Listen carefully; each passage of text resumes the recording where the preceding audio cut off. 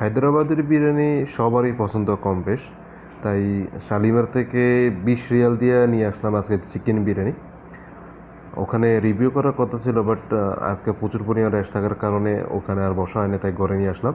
কী কী দিয়েছে আপনাদেরকে আজকে দেখাই। প্রথম হচ্ছে এটা হচ্ছে চাউল বা রাইস, এটা হচ্ছে আপনার পেঁয়াজ, আর হচ্ছে লেবু, এটার মধ্যে হচ্ছে গ্লেভি, যেটা বাড়ি অনেক চমৎকার, একেবারে চমৎকার বলতে মানে এটার কোনো সীমানা নেই। আর একটা হচ্ছে এটার মধ্যে আজকে সালাদ দিছে। আচ্ছা যাই হোক, দুইটার সালাদ, একটার মধ্যে গ্রেভি আর হচ্ছে চাউল বা রাইস। রাইসের মধ্যে সাধারণত 2 পিস ওরা চিকেন দেয়।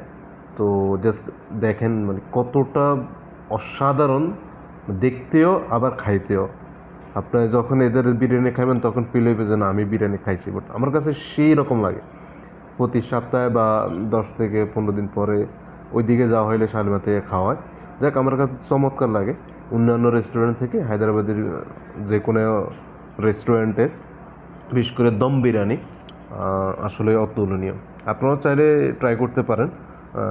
তেমন একটা বেশি না, অনলি 25 কি 20 রিয়াল। বিভিন্ন জায়গায় বিভিন্ন রেট, বাট এখানে আমি যেখান থেকে নিয়েছি হাইয়াল উজারাত, ওখানে মাত্র 20 রিয়াল।